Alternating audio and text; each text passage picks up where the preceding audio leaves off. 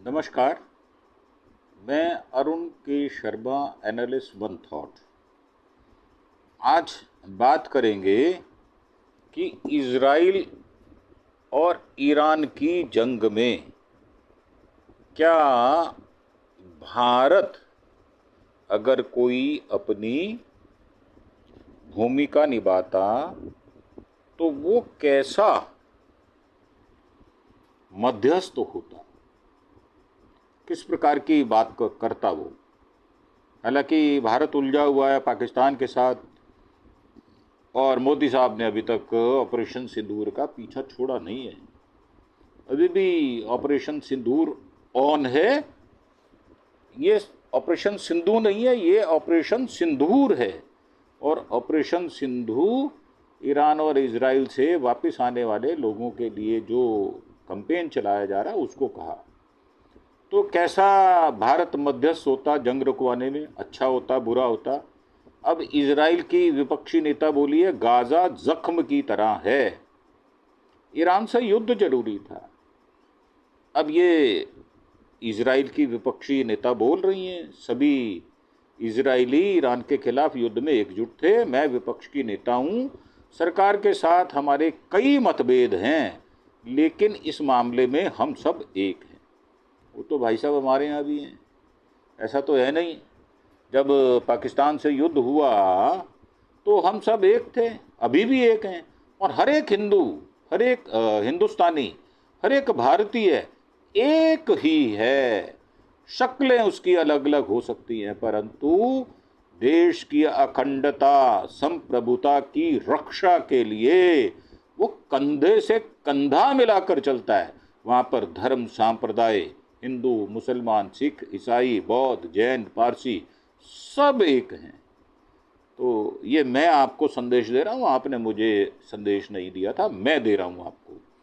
तो इजराइल की विपक्षी पार्टी येश अतीत की सांसद है शैली तेल मोरेन। उन्होंने जो है पीएम बेंजामिन नेतान्याहू की विरोधी मानी जाती है। वो बहुत सख्त विरोध करती हैं और उन्होंने कहा कि ईरान से जंग फिर सीज फायर पर सवाल पूछा तो उन्होंने कहा कि राजनीति अलग है और देश अलग है। ये तो सार्वजनिक नियम है, ये तो सब जगह अप्लाई होता है। अभी हम देश के लिए सरकार के साथ हैं। भारत के विषय में वो कहती हैं कि जंग रुकवाने में भारत अच्छा मध्यस्थ होता है। तो सो काइंड कि आपने हमें अच्छा कहा। अमेरिकी राष्ट्रपति ट्रंप को बहादुर बताकर उनकी तारीफ करती हैं, गाजा की लड़ाई को जख्म की तरह बताती हैं। साथ ही कहती हैं कि ईरान इजराइल के अस्तित्व के लिए खतरा है, उससे जंग जरूरी थी।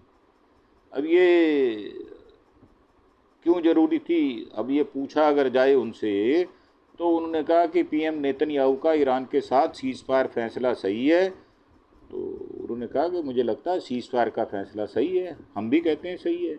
हमने जो पाकिस्तान के साथ सीज फायर किया, हमारे अपने प्रधानमंत्री से कोई विरोध नहीं है, हम उनके साथ या उनके पीछे खड़े हैं। हमने सारे मिलिट्री टारगेट हासिल कर लिए हैं, लेकिन हम आगे के लिए भी सतर्क रहेंगे। ईरान हमेशा झूठ बोलने वाला देश रहा है, इसलिए हमें ज़्यादा सतर्क होना चाहिए। उन्होंने अमेरिका से झूठ बोला कि वो न्यूक्लियर बम नहीं बना रहे थे। उन्होंने पूरी दुनिया को गुमराह किया। हम उम्मीद करते हैं कि वो फिर एकजुट होकर परमाणु हथियार बनाने की कोशिश ना करें। तो आपने क्यों बनाया परमाणु बम, आपके पास भी तो है ना। अब भी इजराइल की तरफ मिसाइल फायर की जा रही है। अगर ईरान मिसाइल फायर करेगा तो इजराइल जवाब देगा। अब ये शैली मैरॉन जो हैं ये इजरायली सांसद हैं और इनकी पार्टी है यश अतीत, विपक्षी पार्टी है ये। और इनकी जो एजुकेशन है पॉलिटिकल साइंस में ग्रेजुएट हैं, तेल अवीव यूनिवर्सिटी से किया है इन्होंने। राजनीति में आने से पहले इजरायली एयरफोर्स में काम भी किया, जो कि वहाँ ज़रूरी होता है 4 साल काम करना। 6 साल एयरफोर्स की प्रवक्ता की जिम्मेदारी संभाली है इन्होंने। और 1 फरवरी 2023 को इजराइल संसद नेसेड के लिए चुनी गई थी। अब इजराइल जंग के बारे में जब पूछा गया उनसे कि आपका क्या विचार है, तो कहते हैं हम जहाँ खड़े हैं उसके बगल में ही मेरा घर है, यहाँ ईरानी मिसाइल आकर गिरी थी, हमने 12 दिन तक युद्ध लड़ा और पूरी तरह से सही था। ईरान परमाणु हथियार हासिल करने की कोशिश कर रहा था, उसके पास बैलिस्टिक मिसाइल पहले से हैं। ईरान इजराइल के लिए सबसे बड़ा खतरा है, तो ईरान के लिए आप सबसे बड़ा खतरा है। ये तो वाइसा वर्सा ये चलती रहती है आक्षेप लगाना। तो अफसोस के साथ कहना पड़ रहा है कि ये युद्ध जरूरी था। हमारा साथ देने के लिए मैं अमेरिकी राष्ट्रपति ट्रंप का शुक्रिया अदा करती हूँ। उन्होंने अपनी सेना के जरिए ईरान के ठिकानों पर हमला किया। मैं उम्मीद करती हूँ कि सब बेहतर होगा। इजराइल की बात करूं तो हमने इस युद्ध में अपने लक्ष्य हासिल किए हैं। मैं ईरान के लोगों से कहना चाहती हूं, हमारी आपसे कोई लड़ाई नहीं है। हमें ईरान की धार्मिक तौर पर कट्टर सरकार से दिक्कत है और मैं उम्मीद करती हूं कि अब ईरान में लोकतंत्र आएगा। सीज़ फायर अच्छी तरह से लागू होना चाहिए। अमेरिका ईरान के साथ बातचीत कर रहा है। मैं उम्मीद करती हूं कि ईरान के पास कभी परमाणु हथियार ना आए। अब ये सवाल है, तो ऐसी रिपोर्ट आई है ईरान के परमाणु कार्यक्रम को ज़्यादा नुकसान नहीं हुआ है, वो आगे परमाणु बम बना सकता है। तो उन्होंने कहा कि ये सुनिश्चित करना होगा कि ये खतरा बड़ा ना हो। मैं चाहूँगी ईरान परमाणु हासिल ना कर पाए, परमाणु हथियार हासिल ना कर पाए। हमें उन पर बहुत करीब से नज़र रखनी होगी। हमारे पास दुनिया का समर्थन होना चाहिए, तो आपको जुटाना पड़ेगा। इजराइल और दुनिया को सुरक्षित रखने के लिए हम सब कुछ करेंगे। हम अपनी और अमेरिका इंटेलिजेंस के जरिए सुनिश्चित करेंगे कि ईरान बम ना बना पाए। अब ये ईरान के हमलों में इजराइल में 30 मौतें हुई हैं और कई इमारतें तबाह हो गई, गिर गई और वो मलबे में तब्दील हो गई हैं। और इजराइल के लोगों के मन में चल क्या रहा है, तो ये तो बताओ कम से कम। आप तो विरोधी पक्ष की नेता हैं। तो उन्होंने कहा कि इजराइल कौम लड़ाका है और मजबूत है, पूरा इजराइल एकजुट है। हमें पता है कि ईरान इजराइल के अस्तित्व के खिलाफ है। हमें इस तरह के ऑपरेशन और युद्ध की आदत है, लेकिन हमें शांति में रहना पसंद है। हमारे सामने काफ़ी शॉप है। यहाँ मिसाइल गिरी थी, तब यहाँ कई लोग थे, सब कुछ सामान्य तरीके से चल रहा था। अब ये भारत में लोग ईरान और इजराइल युद्ध को देख रहे थे। आप भारत के लोगों और सरकार से क्या कहना चाहती हैं? तो उन्होंने कहा, मैं भारत से बहुत प्यार करती हूँ, मैं भारत में रही भी हूँ, वहाँ टेक कंपनीज के साथ काम किया है। मैं भारत के लोगों और संस्कृति को मानती हूँ। तो हम आपको धन्यवाद बोलते हैं और प्यार से बोलते हैं। अब आपने कहा कि हम भारत से प्यार करते हैं, तो हम भी इजराइल में विरोधी पक्ष की नेता होने के कारण आपकी इज्जत अफजाई पूरी करते हैं। महिला होने के नाते भी हम आपको सम्मान की दृष्टि से देखते हैं। हमारा कोई मत ऐसा नहीं है जो आपके मत से भिन्नता लिए हुए हो। हमारे यहाँ जो सांस्कृतिक विरासत है वो आप स्वयं देख आई हैं, तो हम उसके लिए भी आपको बधाई देते हैं कि आपने भारतीय संस्कृति को नज़दीक से देखा है। तो हम सीज़ फायर के बारे में सोच रहे थे, तब लगा कि भारत इजराइल और ईरान के बीच अच्छा मध्यस्थ हो सकता है। भारत के समर्थन के लिए शुक्रिया अदा करते हैं। तो ये शैली मेहरॉन बोल रही हैं। तो अक्टूबर 2023 के बाद इजराइल संकट में है। हमारे 50 बंधक अब भी गाज़ा की टनल में हैं। हमारा अगला कदम गाज़ा में युद्ध को ख़त्म करना और बंधकों को छुड़ाना होगा। हम भारत के लोगों का शुक्रिया अदा करते हैं कि वे इजराइल के साथ खड़े रहे, हमारा समर्थन किया। हम चाहेंगे दोनों देशों के बीच सहयोग बढ़े। अब भारत पाकिस्तान, अब इजराइल ईरान के बीच सीज़ फायर का ऐलान ट्रंप ने किया। इस युद्ध में उनका रोल, जो उन्होंने भूमिका निभाई, उसको आप किस तरह से देखते हैं? तो ये प्रश्न करने पर उन्होंने कहा, कि ट्रंप वही कर रहे हैं जो जरूरी है, आपको न्याय करने के लिए मजबूत होना पड़ता है। मुझे नहीं लगता कि अमेरिका किसी जंग में शामिल होना चाहता है। आपके सामने कट्टर सरकारें होती हैं तो विकल्प नहीं होता। मैं ट्रंप की बहादुरी का सम्मान करती हूँ, वो हमारे साथ खड़े हुए, उन्होंने इंडिया की भी मदद की। हमें लगता है कि पूरी दुनिया और इजराइल को शांति चाहिए। हम सिर्फ अपने देश और नागरिकों को सुरक्षित रखना चाहते हैं। तो ये सवाल पूछा गया कि 2 साल से इजराइल युद्ध में है, वो तो पहले से ही है, और गाज़ा पट्टी को तो तबाह कर दिया, और हिजबुल को भी उन्होंने काफ़ी क्षति पहुँचाई है। पहले गाज़ा में हमास, लेबनान में हिजबुल, यमन में हूती, और अब ईरान। आपको लगता है कि खेल ख़त्म हो गया क्या? और कब तक होगा अगर नहीं हुआ तो उन्होंने कहा कि ईरान ने दशकों पहले इजराइल के साथ युद्ध किया था। जिन संगठनों की आपने बात की है वो सभी ईरान के सपोर्ट से चलते हैं, उससे फंडिंग पाते हैं, ये पूरी दुनिया का आतंकवाद फैलाते हैं। इस आतंक के खिलाफ हमने लड़ाई शुरू की। ईरान ने ही गाज़ा में हमास को खड़ा किया था।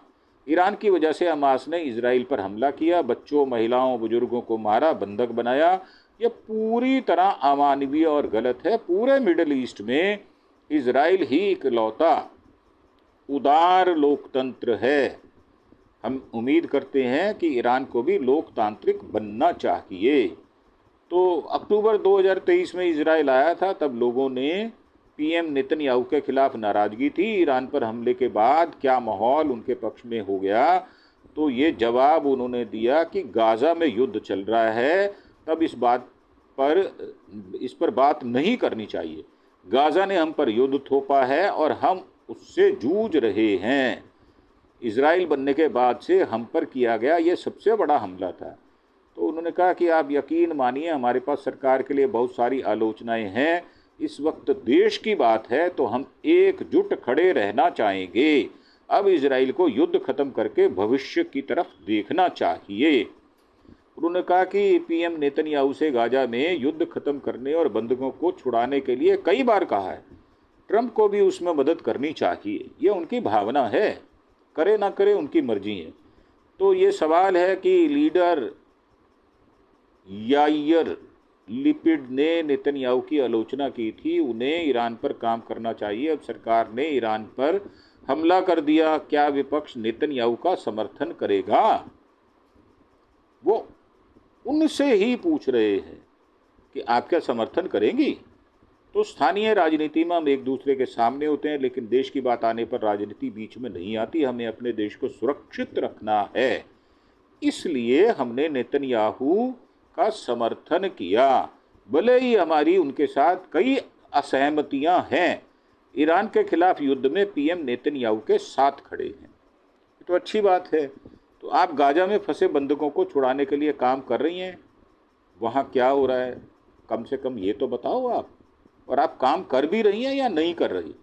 तो जवाब उन्होंने दिया कि गाज़ा में हमारे बंधकों को 628 दिन हो चुके हैं, अब भी 50 लोग हमास की टनल में हैं। उनमें एक महिला इनबाल हैमन अब जिंदा नहीं बची।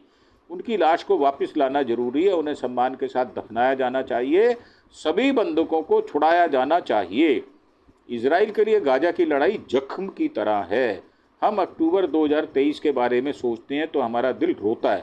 पूरी दुनिया ईरान के बारे में बात कर रही है, लेकिन कोई इजराइल बंधकों के बारे में बात नहीं कर रहा। तो जो फिलिस्तीन के लोग मारे गए, हजारों लाखों लोग मारे गए हैं, तो उनके बारे में भी कुछ कहें आप।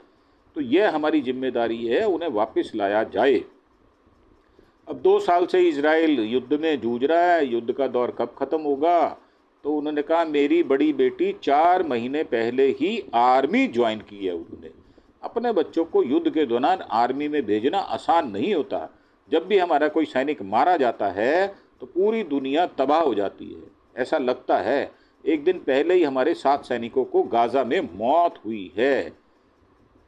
पूरा देश सैनिकों की मौत के शोक में इस समय है। हम चाहते हैं हमारे बच्चे और बंधक वापस आएं, शांति बहाल हो। तो ईरान पर हमला करने से पहले नेतन्याहू सरकार ने विपक्षी नेताओं को क्या बताया था? कुछ बातचीत की थी, अंडरस्टैंडिंग हुई थी आपकी? तो उन्होंने कहा हाँ, हम लोकतंत्र हैं, हमारे यहाँ इसके नियम सख्त हैं। ईरान पर अटैक से पहले विपक्ष के नेताओं को कॉल किया गया था, डिटेल में जानकारी दी गई थी। विपक्ष के नेता को ईरान पर हमले से पहले इस बारे में पता था, उन्होंने इसका समर्थन भी किया था। अब ये सवाल है कि गाज़ा में युद्ध अब भी चल रहा है, अगले साल इजराइल में चुनाव होने हैं, चुनाव में इजराइलियों का मूड क्या है ये तो बताओ। तो उन्होंने कहा मुझे नहीं लगता हमास के साथ युद्ध एक दिन में ख़त्म हो जाएगा, हम उनसे लड़ते रहेंगे और उन्हें नहीं छोड़ेंगे। हमास को हम गाज़ा पर शासन नहीं करने देंगे। बतौर विपक्षी नेता मैं चाहती हूँ जल्द से जल्द चुनाव हो, अभी हम चाहते हैं कि हालात स्थिर हों, इसके बाद हम चुनाव के विषय में बात करेंगे।